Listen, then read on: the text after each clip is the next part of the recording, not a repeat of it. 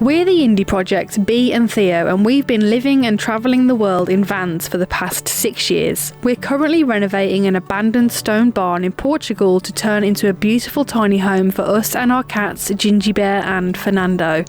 Follow our journey from the very beginning as we document the whole process of creating an off-grid home.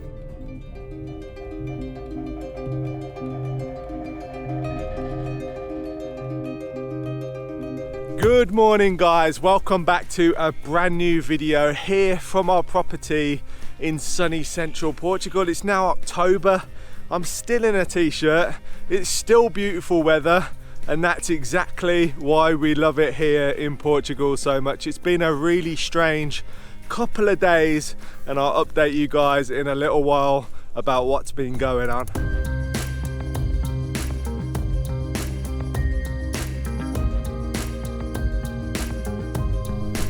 Feeling very thankful this morning about a situation that happened the other day when we were building these raised beds, me and Bee.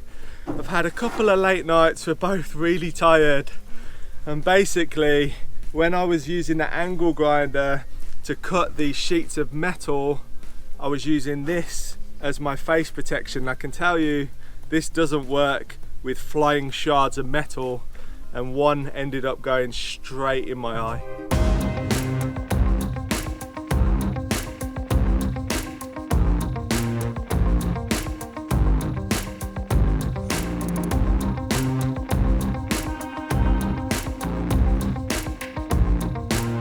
So the first task today is to clean out in between the gaps as I've been doing throughout the rest of the wall. The back of the wall is hopefully going to be pretty much finished today, which is exciting. But leading on from the story about the piece of metal going in my eye, I actually ended up in A&E, as you can see by the band that I've got on my hand, which looks like I've actually been on a fairground ride. But I got some new glasses, some really nice protective glasses that I'm going to wear all the time for every single thing that I do that requires anything chipping up that could potentially go in my eye, because I tell you what, it was a really scary situation.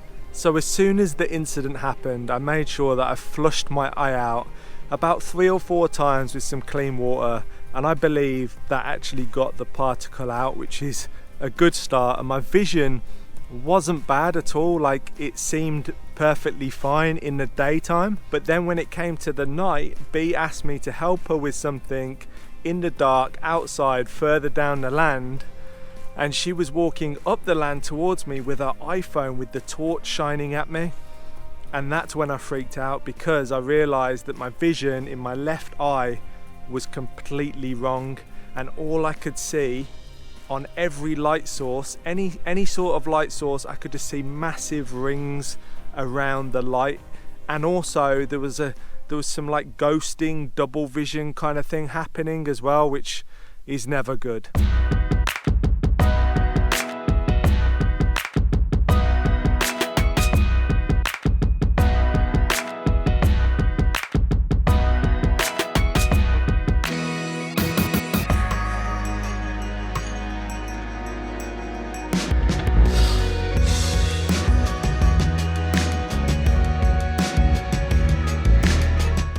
So I've just finished raking out the last section of the back wall here, top to bottom. It's all done pretty much, and it took a lot longer than I thought it was going to, but you can see the difference between the pointed and the unpointed. It's starting to look really nice now, but there were some big gaps, and I've just noticed that I've missed a bit. See this here, it looks like a stone, but it's not. It's the old mortar that's grown moss on it, and it looks identical to the stone, but if I do that, it just crumbles away, and hopefully that's the only bit that I missed. I've kept the stones that have been falling out of the wall in case I need to replace any. It's really good to keep these stones because they look identical to the rest of the stones, so there's no point going to pick up random stones that won't match. You can see like the moss and the aged roughness of these stones, and it just means they blend really nicely. Something I've been thinking a lot about recently is our carbon footprint, and that actually brings me on to today's sponsor, which is Wren. So Wren is a website that allows you to calculate your carbon footprint and offset it for the year. The first step is to answer some simple questions and then you get your calculation. I did that and I was quite surprised by the amount that ours was, considering we live off grid, but then you've got to take into account buying clothes, the fact that we drive a car and other things that do add up altogether. No one can reduce their carbon footprint to zero, but you can offset the remaining that you have after reducing. So once you've signed up and paid a monthly contribution to offset your carbon footprint, you get monthly updates on the projects that you support. One project is the afforestation project in Scotland, where the team buy degraded and unloved land to reforest and restore it back to health through tree planting, rotational livestock grazing and recycling forest waste into biochar. It's going to take a lot to tackle climate change, but you can start today by visiting wren.co. And we've also partnered up with Wren to plant 10 extra trees for the first 100 people who sign up to Wren using our referral link in the description below and also in the pinned comment.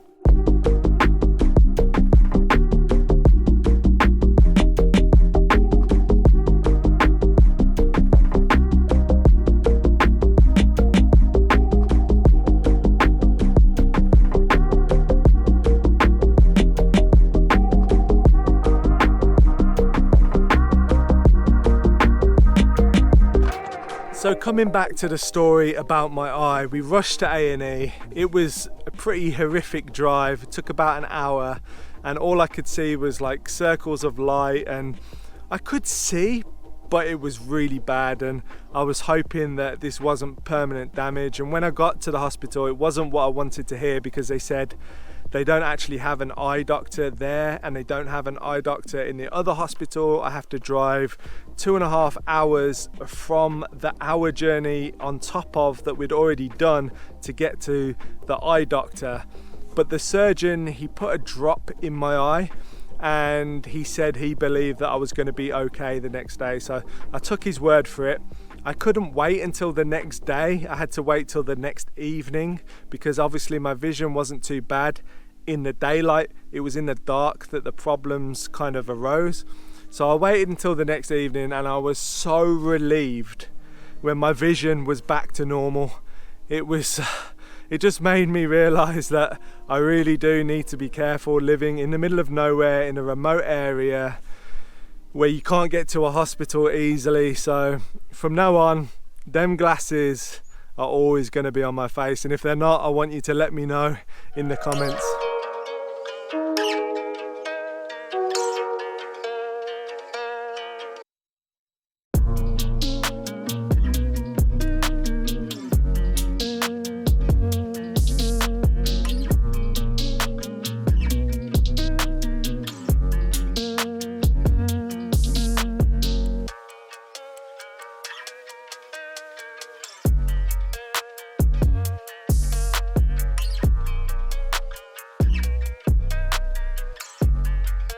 Check out the back wall now. I think it's looking really, really nice. What a difference the pointing makes to the unpointed. I just wanted to show you this contrast because it's not often you get to see this, and soon this will be done and I can move on to the inside of the building.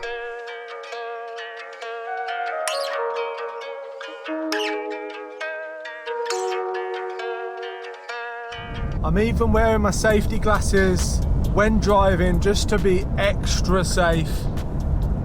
That is a joke, but they're very comfortable, so I don't actually mind wearing them, which is a good start. Now I've raked out all the joints and they're ready to be pointed, I'm gonna call it a day on actually doing any physical work today, because I'm a lot more tired than I thought I was. And I did get really shaken up from the whole A&E experience. It just tired me out and drained me mentally, so I don't want to do any pointing today because I wouldn't have been able to finish the whole wall today. So I'm going to start afresh tomorrow and get it all done and completed, done and dusted, so I can move onto the inside. But right now I'm heading to the city of Castelo Branco, where I'm going to go and do some errands I'm gonna go get some food shopping, and also I'm gonna look for a new chainsaw.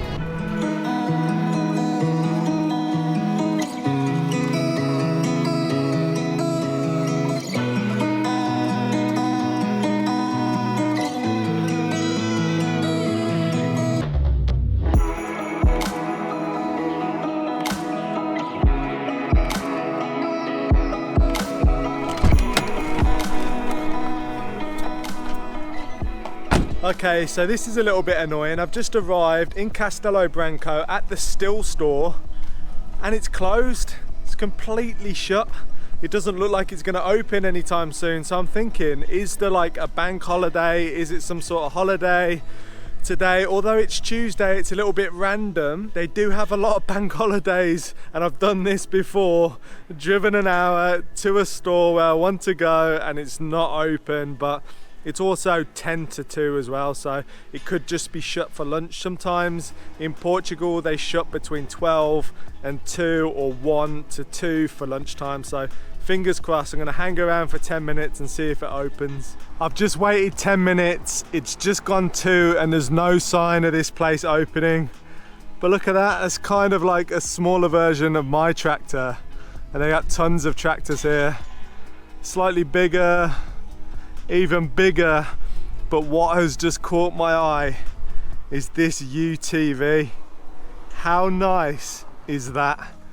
It looks like an absolute beast. I can imagine this driving around the land. I'd even go to the store in it. 4x4, and I don't know how you pronounce it, Chioti 2400. If anyone knows about these, let me know, because owning one of them is a dream of mine. I'm just on a cobbled street driving along because all of the shops that I want to go to today are shut until tomorrow. I ended up speaking to someone and they confirmed that it is in fact a bank holiday today. So instead of wasting my time while I'm out in the car, I'm going to take you guys to a really cool historical site here in Central Portugal, and I love going to this place. It gives me a lot of inspiration for building the barn.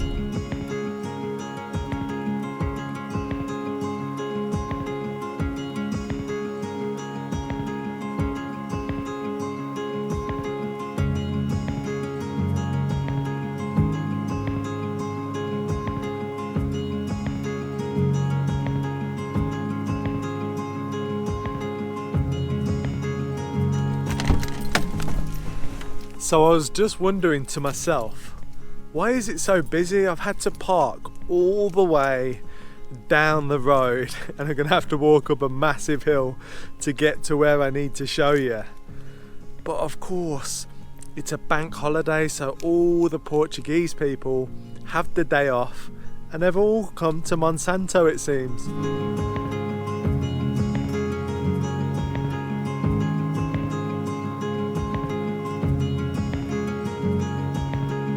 The church bells just going off in the distance, and you can see I managed to wedge myself between these two cars. But look at this view, guys. Just where the parking space is, you got these beautiful flowers along this lovely stone wall, and then overlooking this magnificent view. And there's actually someone's garden down here which looks very well maintained, and they're growing lots of things on the side of the hill.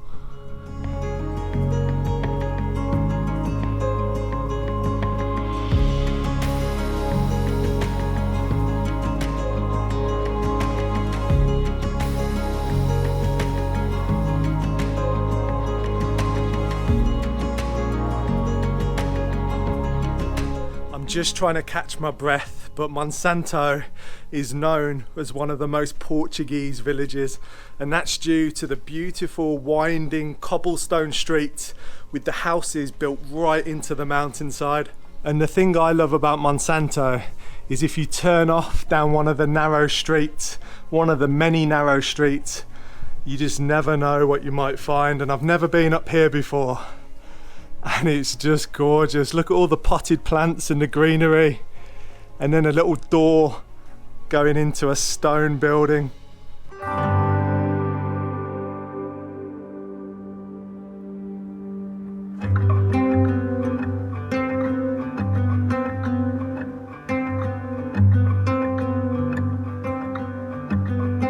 And it's obviously a really touristy place, but you can understand why so many people come and visit here every year. And for me, it's really nice to draw on the inspiration of all the beautiful stone houses. And just like all Portuguese villages, you have a real mix of beautifully renovated but also derelict buildings. If you look through the window of this building here, you can see there's nothing much left to it apart from over there. You can see the fireplace that goes all the way to where the roof would have been. But apart from that, this ruin needs a lot of work, but it's definitely in a nice location.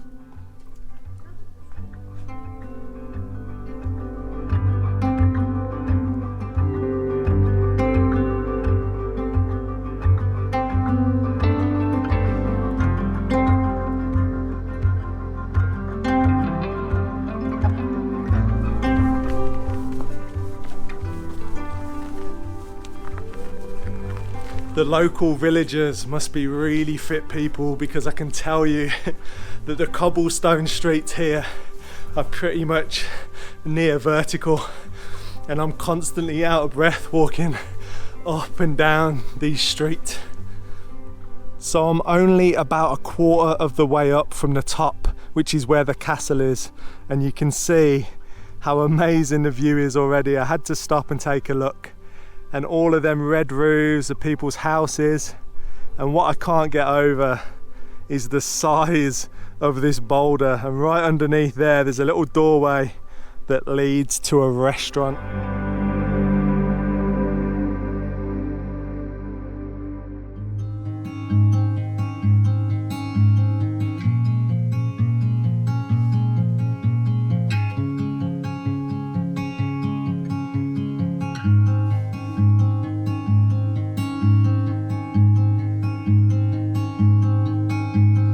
I'm really enjoying this area right here on the side of a cobbled street, and you can see just up ahead, right there's an olive tree that's growing out of somebody's roof, which is pretty cool. And then you have all of this moss growing on the side of the stone with a house built on top of it. And I think if I had to choose any house in Monsanto to live in, I think it would be this round house right here.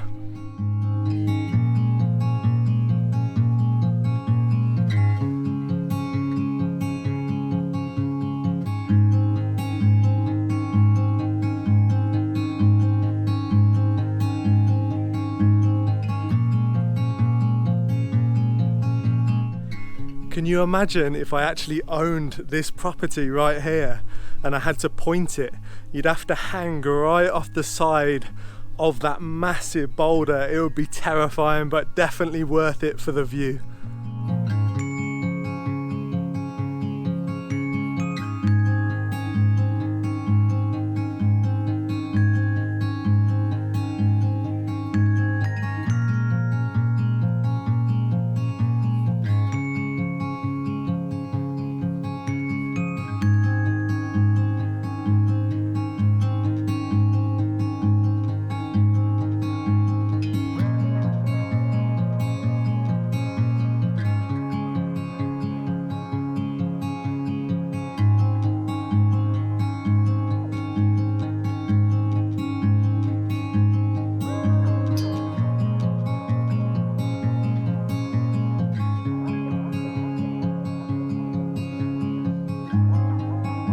I'm currently on the final descent up to the top of the castle, and you can see here, back in the day, these stone structures would have been pig pens, and I just love how artistically they've been made.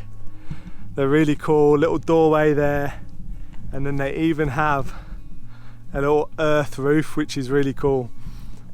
And then this is a really quite interesting structure here.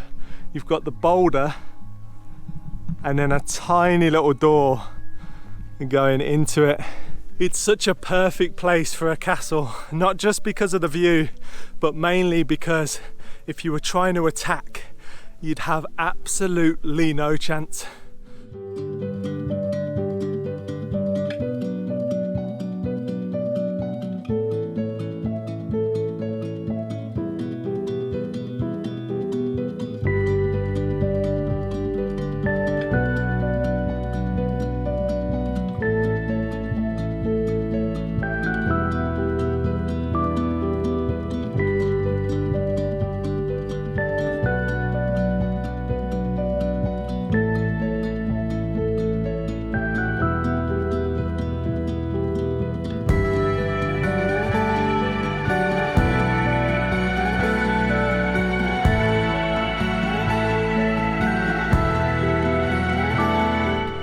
So I just made it to the top of the castle. I'm still a little bit out of breath. It's so stunning up here. There's just boulders everywhere. You can see for miles, literally.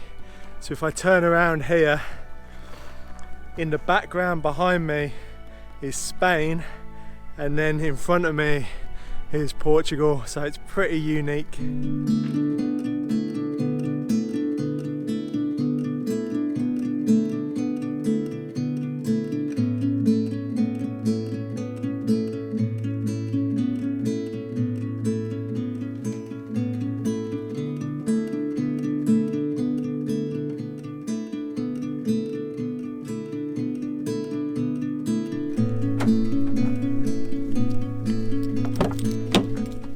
Remember I said I was tired at the start of this video? Well, going up that mountain definitely hasn't helped that. I'm hot, I'm sweaty, but I had so much fun just walking around the meandering streets. There's so much inspiration to be had in Monsanto. Just the way they decorate the front of their houses with the potted plants and stuff like that. It's just really lovely to see, and I definitely recommend, if you're in Central Portugal, come and visit Monsanto. Definitely add it to your list. And I better get back to our land right now, because Bee's gonna really wonder where I am, because I only went out to get a chainsaw.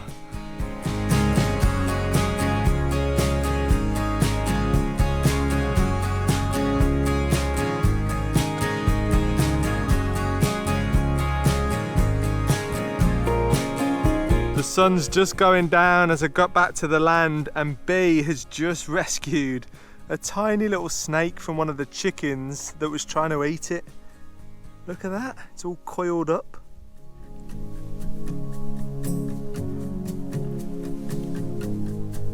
I'm sure it will slither off soon. So I think I'm going to end the video there. I hope you guys enjoyed looking around a traditional Portuguese village as much as I did. I absolutely love Monsanto. It's beautiful up there and gives me a lot of inspiration for our own stone home. That rhymed really nicely, and it wasn't what I expected to do this morning, but things chop and change, and I'm glad that I had a little bit of downtime before tomorrow's pointing, because the last couple of days have been really mentally draining. As I said, with everything that went on with my eye, it was terrifying. It really did scare me. It put things into perspective, and I definitely won't make that mistake ever again. And I hope you guys follow in my footsteps in wearing proper eye protection when you're doing DIY projects, because that is not what you want. You do not want an eye injury. It makes me feel sick just thinking about it. Anyway, I'm going to end the video there. Thank you for following along, and hopefully in the next video we'll be working inside the barn.